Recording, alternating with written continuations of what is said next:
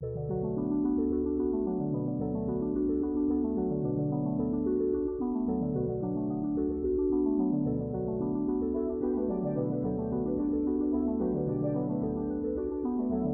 name is Rogers Paul LaPrairie. I was born in July 1975, just outside of Philadelphia, Pennsylvania. My mother's name is Barbara Carroll, and my father's name is also Rogers Paul. I'm actually the third. My relationship with my family is fantastic. My father worked very hard growing up. Went from school to Vietnam. Began working for Schmitz Brewery in Philadelphia. When he was in his late 30s, they tried to move him up to New York. My sister and I were both very happy in our schools. My mom was very happy in Radnor, Pennsylvania. So he declined the job and actually opened up a sign business. My mom was a teacher and then decided eventually that she was going to come home with my sister and I. We were both young, and then once we got to an age where we could drive, take care of ourselves a little bit better, she went back to school, got her master's from Chestnut Hill in special education, and has been running the program for special education up in Elwyn. My sister and I got along very well, very loving, nurturing, caring family. I could not have asked for a better childhood. Probably some of my favorite things I ever did as a kid. I loved ice hockey growing up. We had a pond that was like 2 houses down from us that would freeze. Pretty much from the middle of December through the middle of March. Outside of Philadelphia, it was frozen. So we would go out and play ice hockey, and ironically, one of my mom's favorite memories is watching my sister and I skate on that pond. It was like a mid-December, snow falling. And I think that not just the happiness that I had because I got to play with the kids in my neighborhood, but also because that's such a fond memory for my mom. I would say that individually that's mine. As a family, I would probably say when we went down south, so we took an RV down south, and we went on toured all through the states, and it was me, my mom, my sister, my dad, my aunt, my uncle, and my cousin. So there were 7 of us packed in this RV, fairly big, but we made some great times, great memories, and it's really more about family than it is about anything for me. Oh wow, growing up, if it was a sport, like I wanted to play it. I played soccer pretty competitively. I played baseball pretty competitively. The only sport that I ever tried to do that I was terrible at was basketball. And just hour after hour after hour after hour, I would dedicate trying to get better. My dad bought me a basketball net, and I was the world's worst basketball player. I love to go fishing with my dad, deep sea fishing out off the coast of Ocean City, New Jersey, and Cape May. I love being outdoors. I love camping. I like to draw, although I'm not particularly good at it. And I like to read books. I worked for my dad for a long time. He owned a sign company. After he left his job in New York, he opened up a sign company in order to keep us in the area. I kind of mentioned that a little bit earlier. So I went to school for a little bit, went to a community college. I did okay-ish, and I was looking whether I was gonna to pursue a trade or what it was, and eventually I decided that I was gonna join the military. So I can't really say from the beginning that I really kind of had a plan. I was a little lost when it came to that, to be perfectly honest. As far as an influence, I would definitely say both my parents. My dad was a very kind of hard line in the sand kind of guy. We didn't have a lot of leeway. We were held accountable for our actions. My mom was very loving, very caring, very nurturing. So as far as an influence, definitely both of them were huge for me growing up. Some of the struggles, I was super focused on sports growing up. I loved to wrestle. I loved to play baseball. I loved to play soccer. I loved to run track. All of these things, and honestly, like I struggled with school a little bit, and it was not because of a lack of ability. It was more really because of a lack of effort, and kind of the harder my parents leaned on me, kind of the more I fought back. So those were some of the struggles. Always had friends, had great family. So I truthfully, I'm not a kind of kid that grew up with a silver spoon in my mouth. My parents didn't give me things. It's just I I kind of brought a lot of my own hardship on myself. As far as my relationship with my friends, I got along really well with the not just the kids in my class, but also in my neighborhood and some of the classes like above and below me. I've always considered myself to be a pretty open and understanding person. I kind of ask the same thing out of my friends that I ask out of myself, that I ask out of my wife, that I ask out of my own kids, and that's just to be a genuinely good person. Everybody makes mistakes. Everybody screws up every once in a while, and it's okay to err. To err is human. To really screw things up, that's taking it to another level. So I think as long as you hold yourself accountable, it's kind of the golden rule. Do unto others as you want done unto you. And I really do. I'm not a particularly religious person, but I do try to kind of live my life by that. So I initially joined the Navy in the summer of 1995. I went into the delayed entry program in July. And I went in because I was tired of going to school. It wasn't my dig at the time. It's not that I didn't enjoy my time there. I kind of knew that wasn't doing the right thing for me. Initially I went down, I was going to join the Marines. My father was in the Army in Vietnam, and he told me I was absolutely not joining the Marines. Told me that I had two choices as far as he was concerned, and that was join the Navy, join the Air Force, because they had the best schooling. I had the opportunity to get a clearance, while still going out and serving my country, which to this day, he was a huge advocate for, as am I. I think if you're an able-bodied person, male or female, I think you should serve your country, whether it's for 4 years or for 40 years. But I think that's a duty of every American that lives here. But I have a family history. Both my great-great-grandparents were in World War I. Both my great-great-grandfathers were in my great-grandfathers were in World War II. My father was in Vietnam. And I joined in July of 1995, and I left for boot camp in November of 1995. So anybody that's ever been in Chicago in November, December, and January, you understand why that's not the best time in the world to leave for boot camp. So I actually had a great time in boot camp, but I kind of had a leg up. I was kind of told it was really just a mind game. If you're in any sort of shape whatsoever, it's a bunch of push-ups and it's a bunch of mind games. I really enjoyed boot camp. I also had the opportunity to help a lot of people that didn't understand going into that's what it was. Some people that had come from more disadvantaged places than I had, that had some trouble with some of the schooling that goes on there. So I flew out there. I spent 9 weeks there. I really enjoyed it. I had a great recruit division commander named BT2 Ordunez. He was a boiler tech, kind of hard-nosed guy. Reminded me a lot of my dad. And I had an opportunity to grow up a lot. I showed up there. I was had just turned 20, and really hadn't grown up very much. I grew up a lot in those 9 weeks. Just because the interesting thing about boot camp is they take away everything from you. They strip every privilege from you, and then they give them back to you in these tiny little pieces.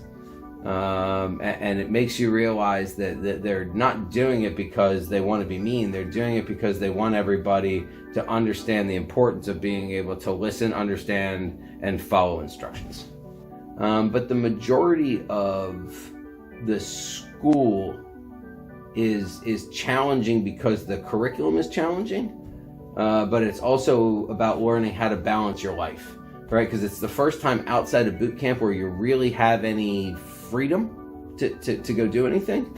I'll never forget, maybe my second or third day down there, I was walking down the street. I was walking from the barracks where we were staying down to the galley to go get food, and the guy that I was walking with, he had graduated boot camp right around the same time as I had. And in boot camp, you're not allowed to talk out loud to each other, like when you walk next to each other. I know that sounds ridiculous to most people, but again, it's all part of that to kind of teaching people to follow the rules. And as we're walking down the road, I'm whispering to him, and he says out loud to me, "Hey, we can talk." And it was at that point I realized how institutionalized I had become over boot camp. And I really enjoyed A school. I've enjoyed my entire naval experience. For the people that have ever been in the military or have a military family, it's a brother and sisterhood that is irreplaceable anywhere else. I really thought I was going to come in and do my 6 years, and I was going to get out. And it wasn't until I had been to my first duty station where I realized that I really loved the way I was living, that I loved the people that were around me, that I loved the opportunities that I was being afforded. I was able to go to school. I was able to go to college on the Navy's tuition assistance program. I had all the support in the world from people that were, kind of stuck in between me and my parents and my age. And I realized that there's just generation after generation of people that will continue to always take care of their brothers and their sisters and the people that are entwined in this like amazing ball of nonsense that is the military. And once I really realized how amazing that scene was, I knew I was going to stay in until I retired. So I took orders to Guantanamo Bay, Cuba. I figured how many times as an American, you get to go to Cuba. And it is an island paradise. I know that sounds ridiculous, especially with everything that's going on there with Camp Alpha, where they're keeping some of the terrorists down there. But I didn't see a lot of that piece of it. I got down there in late 96 at the tail end of the Haitian refugee crisis down there, so I saw a little bit of that, but it was amazing. I got to work with people that were very like-minded of me. I worked in a tropical paradise. It rained 4 or 5 times a year. The weather was beautiful. I learned how to dive. You could fish, you could play volleyball, you could barbecue, you could grill. It was a very kind of island lifestyle, which I haven't felt outside of when I spent some time stationed in Hawaii. Just a very relaxed vibe. Everybody kind of just did their part. Just very much, everybody did kind of what they needed to do for the family. When I left Guantanamo Bay, Cuba, I came up to the NSGA Northwest, which is the Naval Security Group activity out in Chesapeake, Virginia. Did some time there. I did some time up in Baltimore, working for NSA, and then went out to Hawaii, which I mentioned earlier. Fantastic. If you ever get the opportunity to go out there, it's a beautiful place. And then I came to the Naval Special Warfare Development Group here in Virginia Beach, Virginia. I've been in Virginia Beach since July of 2007 and got a pretty unique opportunity to get augmented out to a task force that DevGru supported.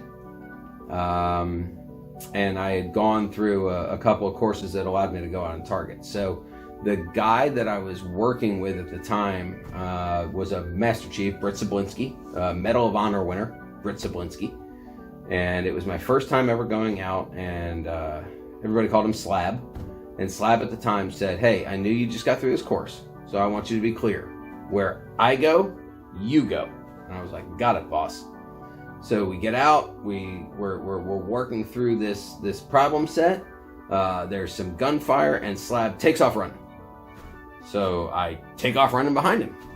And he backs up against the wall, and I back up against the wall next to him, and he looks at me and he goes, "What are you doing?" And I said, "You said where you go, I go." And he looked at me with a kind of a wry smile, and he's like, "Fair. Do me a favor." So as we worked through this whole thing, it was exciting, scary, humbling. Anytime you get the opportunity in any kind of a direct action, direct combat kind of way to help influence what's going on for your command and how they support the nation's mission and your unit's mission, it really is very special. So I got E4 right out of school. On my second test, I made E5.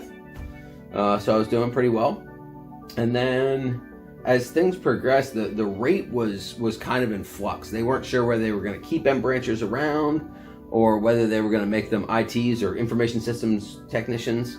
And a lot of what we call the quotas, which in other words, however many, these are the amount of advancement spots that are available, really kind of began nosediving. So my first test, I studied really hard. Nope, that's a lie. My second test, I studied really hard. My first test, I was mathematically eliminated. So on a Navy advancement exam, the most points that you're able to get is 80. So even if I'd cut a perfect 80, I still wouldn't have had enough points to advance. So my second one, I studied really, really hard, and I cut a 77 out of 80, and I missed it by a point. A little bit deflating, but I came back, I studied hard, and the quotas just kept going down and down and down and down and down, and they were making less and less every year. In fact, the year I made it, I was one of 5 that made it, and the quotas come out about a month before advancement results come out. So the quotas came out, and I saw they were making 5, and I was like, "Well, I guess I better start studying again." So I wound up making it. Super fortunate. I'd also taken the test a bunch of times, so I had a pretty sizable advantage there over some other ones. And then I actually made chief my first time up. So when it was all said and done and totaled, I made chief right around my 11-year mark. And I had been an E5 for more time than I had all my other ranks combined by the time I made chief. So I guess my point to this is everybody has that stumbling block. Everybody has that stepping stone that they feel like they're never going to get over. You're going to get past those problems, not just in Navy advancement, but also in life. And I'll tell you, when I made chief, I was, for probably about 6 months, I was a little lost, because that was what I had always wanted to do and always wanted to accomplish. And I wasn't quite sure what the next step was. So I talked to some mentors and some folks that helped me, and they're like, oh, you just go to work, stupid. Like it'll work itself out. So that's what I did. Mike Haas, who was an information systems master chief, an intelligence master chief, who I wish I had met way earlier in my career, really summed up to me what leadership is. And it's something I've tried to instill in both my sons, in my wife, in the people that work for me, the people that work around me. And leadership can be summed up in 3 words. And they are firm, fair, and consistent.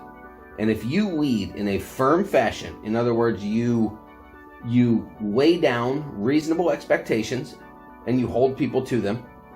Fair, as in those are absolutely 100% achievable goals that are well within the scope of somebody's capability. And consistent. This is the one that really trips people up.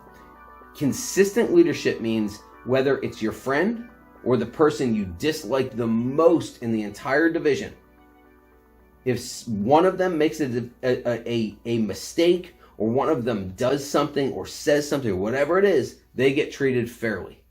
They get treated consistently. And across the board, if you as a leader are firm, fair, and consistent, people will follow you. And I'm telling you what, if you break 1, 2, or 3 or more of those, people won't follow you to the bathroom. I was in C school down in Pensacola, Florida, which is like a follow-on to A school, like your initial training. But I'd already been to a duty station. I'd been in Guantanamo Bay, and I'd been to NSGA Northwest in Chesapeake. So I was down in Pensacola, Florida, and my wife came down and visited me. We talked about having a kid, and we were trying to kind of jive it with duty station moves and so forth and so on. So we figured we would practice. Well, our practice was pretty good. So that was, let me see, that would have been August of 2001. So right before September 11th, 2001. And it was probably late September 2001. In fact, right after the tower, we found out that she was pregnant. And I was stationed up at NSA, up at the National Security Agency. And then Travis was born, my oldest, was born in April of 2002. A little bit of a funny story about that. I was leaving in 10 days. I was getting deployed to Masira Island, Oman, for a support piece that NSA was doing for special warfare. And I was very fortunate to be able to be there the day my son was born. I was prepared to not be. I think one of the real questions I ask people when they want to come to Naval Special Warfare, when they want to do this thing, is I'll always ask them to rank things, and that's mission, family, and career. Everybody will always put career last, or at least I hope people put career last, but mission and family, those two things kind of ride very close together. I'm always going to do my country's calling, but I'm very happy I was there to get to, not just to get to see him be born, but to support my wife through the process, and be able to hold him, as soon as he was born. So it was pretty cool for me. I'm pretty fortunate having had 2 kids and being a military guy that's probably spent half of my military career on the road. I'm pretty fortunate to have been there for both my kids being born. My wife is absolutely my hero. She and I, we're coming up on 22 years. We were married November 3rd, 1998. We've known each other for a long time. I was probably 14 when I met her. She was probably 12. So we've known each other a long time. And she has done everything for this family. She has taken care of my kids. She has taken care of me through all the deployments, through all the struggles, through the moves. People don't realize how difficult it is to be a military family. And it's not just the fact that you have to move from duty station to duty station to duty station, which sounds cool. It's honestly, it's a big pain in the butt is really what it is. But you got to make new friends everywhere. I don't have to make new friends everywhere because I work with those people every day. My wife has to make new friends everywhere she goes. It's great when they're spouses and things like that because it kind of makes that connection easy. But that's a really, really hard thing to do. She's also the one when multiple of my teammates were killed overseas, doing the things that they wanted to do for this country. She was the one back here making spaghetti dinners. She was the one back here going to support meetings. She was the one handling this, all while handling 2 kids, both of which are fantastic. I love them to death, but that's challenging. That's difficult, and she has done it with the utmost grace. I can't have asked for a better life partner. As far as my kids go, both of them absolutely fill me with pride. They're both straight A students. They're both just amazing human beings, right? And that's the challenge, right? Growing up, my parents raised me so well, and I looked at the things that they did well, and I try to emulate those things. I look at the things that I thought they didn't do as well, and not that they did anything bad, just the things they could have done better, and I try and do them better. And I tell my kids all the time, I hope that when you have kids, that you're able to look and be like, hey, like these are the things Dad did well, and these are the things Dad didn't do well, and I want to tweak this, and I just want to get better and better and better and better. They're both amazing. Both of them are world-class Muay Thai fighters.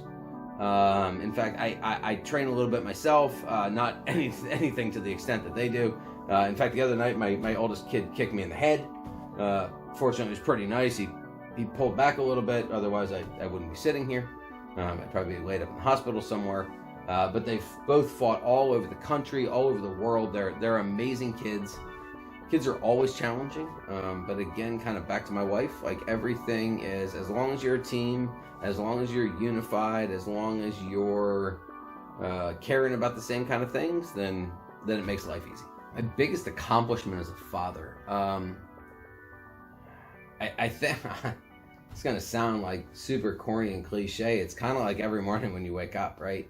My kids are amazing. They're caring, and it's the little things. I would love to be able to point to something and say it's, when my kids both got into the gifted program, or when my kids, both got into an academy, or when my kids both did these things, like, when they both won world championships in Muay Thai. But it isn't for me. For me, it is so much about just the everyday. When they wake up, when they care about each other, when they care about their mom, when they care about me, when they care about their friends, that's the greatest accomplishment. The biggest accomplishment, as far as I'm concerned, that any parent can have is when you raise nice people. You can raise super duper smart people that are jerks, right? You can raise super duper nice people, but that don't have any social awareness. You can raise people that excel at everything they do, but they don't get the human element. And I think as a father, I think that my kids, and I'm biased, I understand that, but I think that my kids really kind of have a lot of that piece wrapped up. They're just like genuinely good people, and to me, that's my biggest accomplishment as a parent. I'm super fortunate, and I understand that. My wife and I have a great marriage. My kids have never been to prison. My kids have never even been arrested. Christ, my kids have never been in detention. I mean, I'm really, really pretty fortunate when it comes to that. But I think a lot of that is due to at least I hope, to my parenting and to my wife's parenting. And again, when you teach people to be good people, there's an expression that my dad told me eons ago that his dad told him eons ago. And it's the expression that luck always favors the prepared. Everybody always says to me, oh man, you're so lucky you got these great kids. Oh man, you're so lucky that you have this job. Oh man, you're so lucky that you...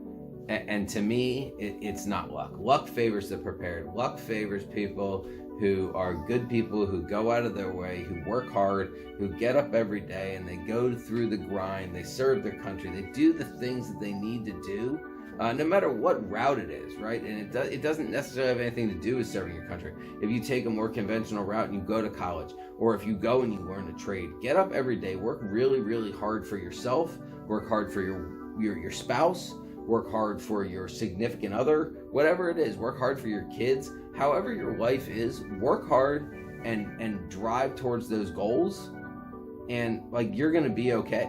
Like you're always going to be successful if you kind of keep your eyes on the prize and you drive every day towards that.